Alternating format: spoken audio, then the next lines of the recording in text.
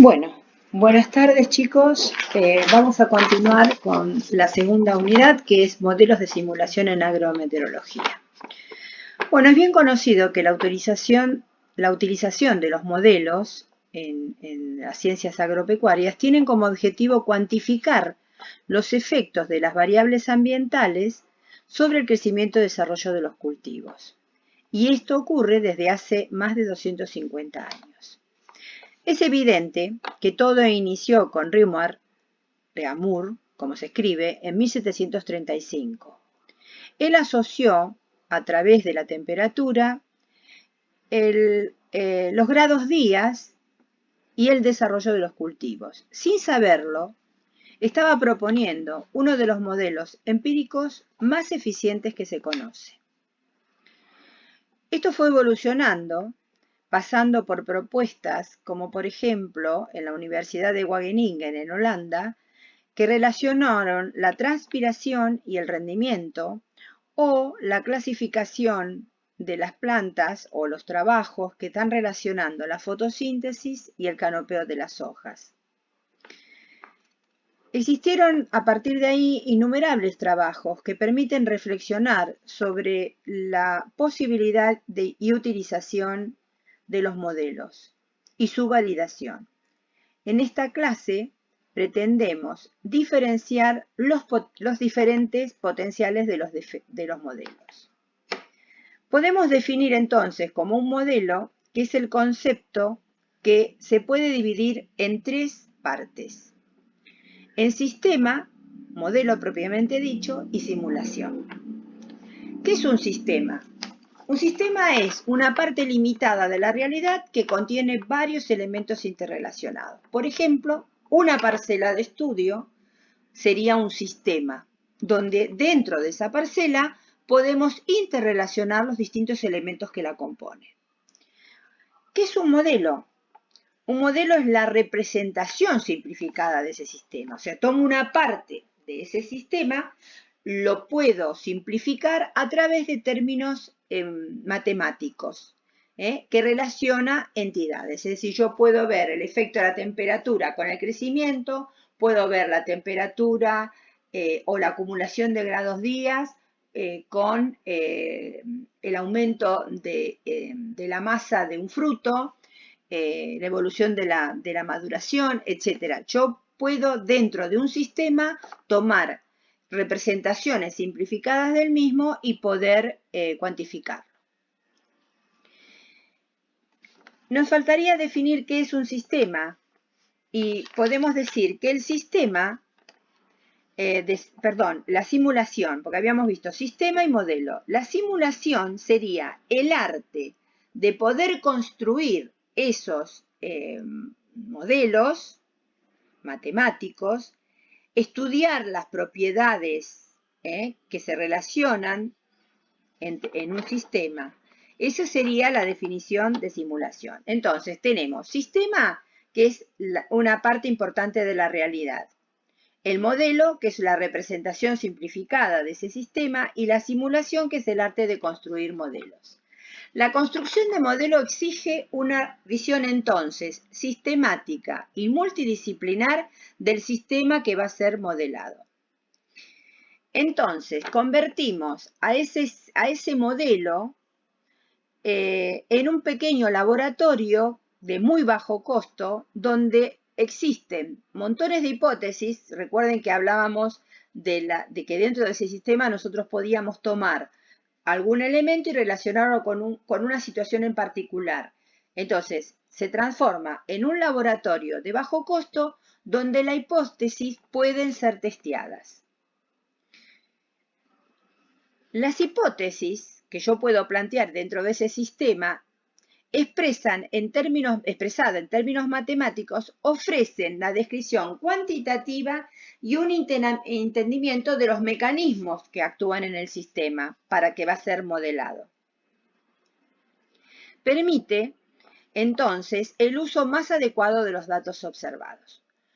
Quiere decir que ahora, cuando veamos simulación, recuerden esto, que yo voy a tener datos observados por un lado. Cuando yo actúo en una parcela y recojo datos, son datos observados. Esto tenerlo en cuenta para ver la diferenciación, que un modelo, cuando uno habla de validarlo, es justamente una de las formas de testeo, es cotejar los datos observados con los datos simulados. Clasificación de los modelos.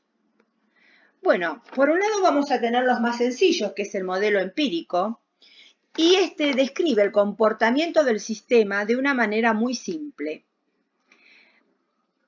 ¿Por qué simple? Porque permite una interacción cuantitativa de los elementos mediante una descripción estadístico-matemática de datos. Por ejemplo, la ecuación de la recta. Cuando yo digo y es igual a ABX, es decir, estoy relacionando una variable dependiente de una independiente, supónganse, efecto de los grados día sobre el crecimiento semanal. Entonces yo ahí estoy relacionando a través de una ecuación matemática y dos elementos que se comparan una interacción cuantitativa, lo puedo cuantificar. No contempla conocimiento de los mecanismos, es decir, yo simplemente digo, aumento de temperatura permite aumento de crecimiento, pero no estoy estudiando cuál es el mecanismo por el cual se produce ese crecimiento.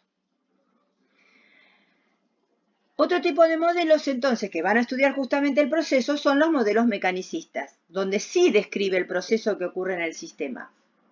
Explica lo ocurrido en un nivel en función de lo ocurrido en el nivel anterior. Establece jerarquía. Por ejemplo, para que se forme tejido, primero parto de la célula. Esa célula va a tener ciertos requerimientos para transformarse en tejido y así evolucionando hasta llegar al cultivo. Y los últimos son los modelos agrometeorológicos, propiamente dicho, que son los que los que nos permiten describir el comportamiento de una variable en respuesta a algún factor climático. Es decir, el crecimiento, el aumento de biomasa, en respuesta a un determinado factor. La relación causal tiene algún principio de tipo científico. Van entendiendo que hay una diferencia, ¿no es cierto? Bueno, dentro de los agrometeorológicos también tenemos modelos empíricos, donde una o más variables que representan las condiciones del clima, del suelo o una tendencia se proponen en relación con la respuesta del cultivo. Las variables independientes son generalmente temperatura, lluvia o índices agrometeorológicos. Recuerden que en la clase anterior ustedes vieron cómo construir esos índices. Existen modelos de simulación del crecimiento de los cultivos. Recordemos que la simulación, dentro de esos tres vocablos que me permitían identificar lo que es la modelización, que era el arte de construir modelos matemáticos y estudiar las propiedades en relación a un determinado sistema. Entonces, los modelos de simulación del crecimiento de cultivos son representaciones simplificadas de los procesos físicos, químicos y fisiológicos del crecimiento vegetal. Simulan respuesta de la planta a condiciones del medio ambiente. Entonces, en este cuadro vamos a comparar cuáles son los conceptos o las partes intervenientes en los distintos tipos de modelo. Siempre comparamos, fíjense, un modelo mecanicista, que recuerden que era el que estudiaba los procesos, y el agrometeorológico, que también está determinando los procesos. El mecanicista parte de un concepto, existe una relación entre partes de ese sistema, la comprensión del mismo para ver cómo ocurre el proceso y una interpretación. Esto me permite predecir y hacer inferencias. En los modelos agrometeorológicos partimos de datos, no de conceptos. Buscamos la interrelación, podemos hacer la predicción a través de los datos. Entonces es muy simple. La predicción depende de los datos que nosotros podemos recopilar. Modelos, sistemas y simulación. Entonces acá nosotros tenemos las tres juntas para ver cómo analizamos un sistema. Recuerden que en este caso sería una parcela. Entonces, por un lado requerimos de dos aspectos, la ciencia básica y la ciencia aplicada. Observen que desde la ciencia básica vamos a aportar conceptos de procesos. Esto nos permite analizarlo, generar un modelo de simulación y esos modelos deben ser experimentados. Cuando utilizamos la ciencia aplicada, estamos para resolver un problema, analizamos el sistema donde vamos a plantear el problema, se produce la simulación en modelo y siempre se recurre a los experimentos. ¿Esto qué nos está diciendo? Que cualquier modelo y sistema de simulación que nosotros empleamos para estudiar una situación dentro de un contexto real nuestro, esos datos que nosotros partimos y el problema planteado siempre deben constar o deben constatarse a través de la validación. Por eso se habla de que todos los modelos deben ser validados. Dentro de los modelos de agrometeorología podemos tener en cuenta determinadas cuestiones. Una que es las limitaciones y las necesidades. Esas limitaciones y necesidades están dadas por el desarrollo del conocimiento científico y las aplicaciones son las prácticas o estrategias didácticas que nosotros vamos a utilizar para poder generar esos modelos. El desarrollo del conocimiento científico demanda una teoría, es decir, cuando uno estudia o se dedica, empieza a partir de la investigación, fíjense que ustedes, por ejemplo, tienen para presentar su trabajo final de carrera. Cuando ustedes buscan el tema, lo primero que van a plantearse es ¿cuál es el problema que tengo en esta realidad? Entonces, en esa demanda, para poder plantearlo, demanda de una teoría previa, es decir, de todos los antecedentes. ¿Para qué? Para poder plantear una hipótesis y hacer un esquema conceptual. No solamente son datos observados, sino que el desarrollo del conocimiento científico, los datos van a ser un instrumento para poder desarrollar teorías, hipótesis y esquemas de concepto. Para que esto se cumpla depende de una continua interacción entre la hipótesis, es decir, cómo se piensa que las cosas van a funcionar y los datos observacionales que son los que nos van a dar la respuesta de cómo funciona. Por eso cuando uno plantea una hipótesis tiene que tener claro cuáles son los objetivos que me planteo para llegar a refutar o corroborar una hipótesis. El otro concepto importante es conocer las aplicaciones prácticas y estratégicas. Entonces, para que un modelo sea validado, sea bueno y utilizable, deben permitir que la información que está siendo elaborada por un especialista sea accesible a los usuarios. De nada sirve que mi teoría de modelo quede encerrado en mí, sino que justamente tiene que servir a un usuario para que pueda aplicarlo. Entonces, los modelos deben responder a determinadas preguntas.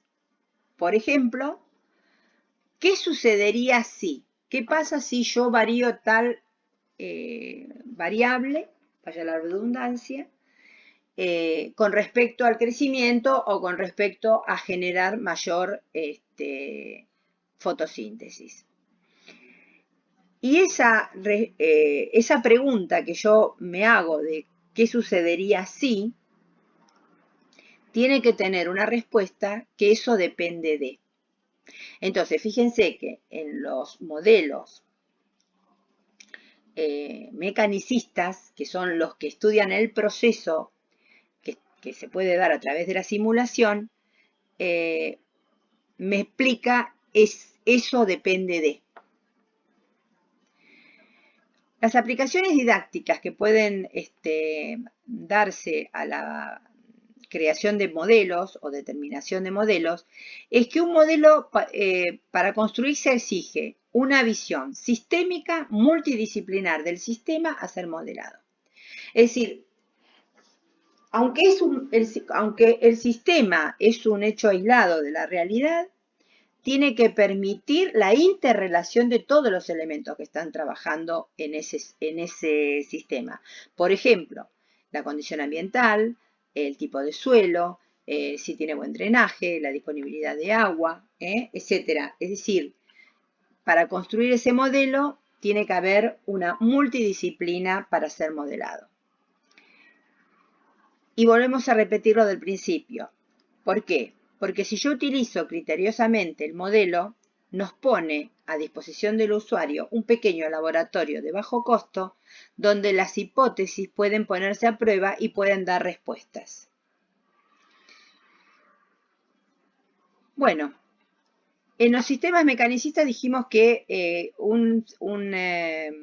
existen jerarquías de menor a mayor. Bueno, en este ejemplo vemos cómo la molécula se va a apoyar en la célula, en la molécula, el tejido en la célula, el órgano en el tejido, la planta en los órganos y finalmente el cultivo, que es la jerarquía más alta dentro del desarrollo de un cultivo. Entonces acá vemos los distintos, fíjense, mundo, continente, país, estado, regadío, propiedades, parcela, cultura, planta, órgano, célula. Va de menor a mayor la jerarquización para poder desarrollar los modelos. A ver si acá se ve. Bueno, ¿ven? Una cosa es la calidad, el empírico es simplemente la relación de dos, que lo puedo cuantificar. Y el mecanicismo se basa en el apoyo de las jerarquías. Cada nivel tiene un propio lenguaje. Es una integración de los ítems del nivel anterior que va reduciendo. Es decir, cuando yo hablo de célula, anulo el estado anterior. Cuando yo hablo de tejido, anulo a la célula y así sucesivamente. Es decir, cada vez la integración de más factores que intervienen van generando hasta llegar a uno, que es el cultivo. El cultivo es el reduccionismo total de cada uno de los niveles que intervienen. La operación de un nivel va a depender del funcionamiento correcto del nivel inferior. Es decir, si no se dan las condiciones, si no hay una buena generación de tejido, no va a haber una buena planta y etcétera, etcétera. Cada uno de los niveles, si no se da en su correcto funcionamiento, no va a llegar a prosperar y a dar un excelente cultivo. Entonces, los niveles superiores ofrecen condiciones de contorno para los niveles inferiores. Y los niveles inferiores reducen las escalas. La complejidad de un modelo va a estar dado por el número de variables que compongan el estado, el número de parámetros a utilizar, la representación del sistema, que son los loops o circuitos. Generalmente en un modelo yo doy la entrada y ahí es donde pongo toda la información. Se hace correr el modelo, que tiene todo, por supuesto, tiene todas las ecuaciones matemáticas adentro y demás, y lo que sale de ese modelo después que se corrió es el resultado y va a representar a el sistema el cual yo estoy estudiando. Requiere un nivel matemático, como yo bien dije, y los recursos informáticos para poder generar un modelo. Ahora, ¿cómo evalúo los modelos? Las conjeturas son necesarias ante la falta de conocimiento de algunas áreas. En algunas áreas, es decir, no hay conocimiento, entonces uno hace conjeturas. Lo importante es que un investigador puede valorar más un aspecto que el otro. Por eso los modelos son simplificaciones que siempre pueden mejorarse. Yo puedo estudiar una parte, generar un modelo que me está representando en una ecuación matemática lo que yo quiero obtener, pero seguramente puede venir otro investigador, tomar esa ecuación y modificarla, agregarle, mejorarla. La evaluación de los modelos debe evaluarse en función de los objetivos que yo me proponga. Y la capacidad para alcanzar los objetivos propuestos debe ser mayor a sus limitaciones. Es decir, un modelo no solamente debe llegar arañando al objetivo que propuse, sino que debe permitir más. Bueno, como ejemplo, tenemos los modelos agrometeorológicos para pronóstico de enfermedades y plagas, que es prácticamente el tema fundamental que hoy tenemos. Nosotros una parte de los modelos vimos las reglas, ¿se acuerdan? En la unidad del clima y los cultivos. En la última unidad estaba el pronóstico, pronóstico a través del tiempo y el clima, Bueno, hoy vamos a transformarlo en modelos de pronóstico de enfermedades y plagas. ¿Y qué es un modelo agrometeorológico? Es cualquier conjunto de ecuaciones que prevenga el inicio o desarrollo futuro de una enfermedad o plaga a partir de la información del clima, huésped o patógeno. Los objetivos que tienen los modelos agrometeorológicos de pronóstico es, en principio, aumentar los ingresos del agricultor. ¿Por qué? Porque si yo previamente puedo pronosticar de que puede aparecer tal o cual enfermedad, y yo lo hago a través de las observaciones o los monitoreos, eso me permite a mí reducir la cantidad de aplicaciones y eso significa un costo. Reducir el riesgo de incidencia de epidemias, es decir, yo puedo controlar antes que se disemine en forma incontrolable, estoy evitando una epidemia. Y además, el hacer un uso regulado de conciencia y basado en las condiciones que se van dando, permiten la reducción de la polución ambiental. Este esquema es un esquema que es muy simple, aparece en toda la bibliografía que estudia relación, plaga, enfermedad y ambiente. Y todo radica en el huésped, que es donde van a influenciar tanto el hombre como el ambiente. Y ahí existe una interrelación entre huésped y patógeno. Pero todo, fíjense, en este tetraedro está totalmente relacionado. Es decir, son las 4 variables que intervienen en el sistema planta-ambiente y plaga-enfermedad. ¿Por qué? Porque el hombre puede aumentar si se equivoca o reducir la cantidad del patógeno. Puede controlar el ambiente en algunos casos, por ejemplo en los invernaderos, en otros no. Entonces eso permite que pueda darse mejores condiciones al huésped que va a tener. O sea, si yo puedo combatir todo en el huésped, estoy previniendo de alguna manera que el patógeno ataque a la planta.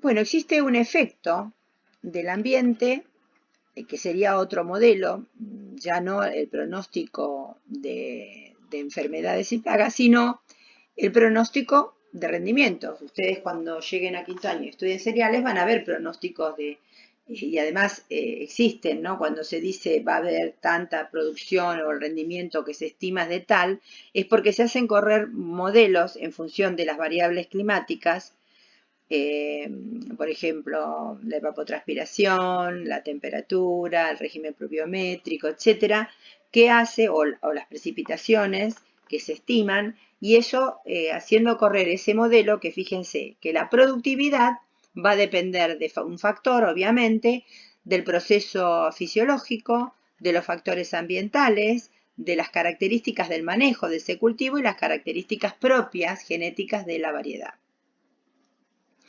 Para poder entenderlo existen modelos de simulación donde arrancamos con, por ejemplo, dijimos que cada nivel se basaba en el nivel inferior. Entonces el primer nivel es los elementos que intervienen. En este caso la radiación, la temperatura y el viento. Sobre qué procesos va a actuar, que es la asimilación de dióxido de carbono, es decir, que tiene que ver con la fotosíntesis, la respiración de mantenimiento y el crecimiento, la distribución de los asimilados que va a estar dado por la radiación y el desarrollo también del área foliar. En un segundo nivel vamos a tener otro elemento importante que es el agua. El agua que tiene que ver con el balance primero del agua en el suelo y en la propia planta. ¿A través de qué procesos? De la transpiración, la fotosíntesis, la evaporación y el drenaje y el escurrimiento, que es el excedente de agua que va a depender del tipo de suelo. Otro nivel que actúa en lo que es la simulación es la restricción que puede haber en nutrientes. Entonces, el elemento sería las formas de nutriente, cómo están en el suelo y en la planta, y los procesos que intervienen es cómo se transforma el nutriente en el suelo para una mejor absorción, la lixiviación, si hay mucha precipitación o está mal usado el riego, cómo se pueden lavar los nutrientes, la desnitrificación en un mal uso del manejo del suelo, absorción de nutrientes, respuesta del crecimiento de acuerdo al nutriente y la redistribución de esos nutrientes en la planta. Y un cuarto y último nivel, que sería la restricción, que va a estar dada ¿por qué? Porque sí, que se puede estar todo bárbaro lo anterior, pero puede haber restricción que va a estar dada por las plagas y enfermedades. Entonces, dependiendo de cada plaga, van a ser los elementos, como decíamos hoy, arañuela roja, temperatura y humedad, y el proceso es cuál es el efecto del proceso en el que va a producirse el ataque, o en el caso de enfermedades. Bueno, nosotros en la cursada de climatología, cuando vimos esto, vimos que existían las normas Mills, las reglas Beaumont, que se basaban en variables climáticas o el pronóstico de los, ¿se acuerda? De los carpogrados para el ataque de Carpocapsa pulmonella. Es decir, existían una serie de elementos que nos permitían conocer el proceso en la evolución de la plaga o el ataque de la enfermedad. Recuerden que hay enfermedades u hongos que pueden atacar en fase sexual y otras en fase asexual. ¿Se acuerdan? El famoso esquema de las 3 condiciones que se daban para que el ambiente relacionado al ataque de la enfermedad. Cuando era el ambiente el clima era favorable o no favorable para la aparición de una determinada enfermedad. Para que esto pueda ser factible, debiera existir red de estaciones meteorológicas que se dediquen exclusivamente para la previsión de plagas y enfermedades. Esas son estaciones de aviso.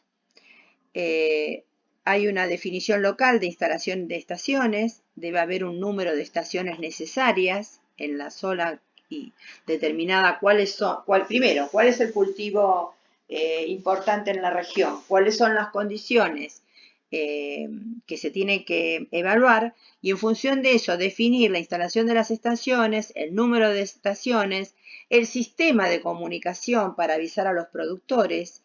Hoy esto se hace mucho más fácil porque con las apps y los teléfonos y toda la información, todas las redes, es mucho más rápido, le llega mucho más rápido al productor las condiciones para estar al tanto de si hay un aviso o un pronóstico que anuncie que puede atacar tal o cual enfermedad. Entonces, en este caso, cuando se generan las redes de estaciones meteorológicas para la previsión, el modelo transforma esos datos en información. Y la definición del sistema de divulgación de los resultados es una condición importantísima para lograr el éxito de la aplicación de estos modelos. Entonces se requiere de un operador, fíjense, donde a ese operador le llega toda la información y desde ese lugar se puede dar los avisos a través de las redes, internet, ahora Twitter, etcétera, Instagram, todas las opciones de comunicación que existen. Bueno, espero que les haya gustado la clase. Ahora lo que van a hacer es, esto yo les dejo, va a quedar grabado y en un rato nos vamos a encontrar en el aula y les voy a explicar las consignas de la tarea que tienen que realizar. Ustedes van a tener que desarrollar y explicar a través de esta información modelos reales de pronóstico. Bueno, buenas tardes.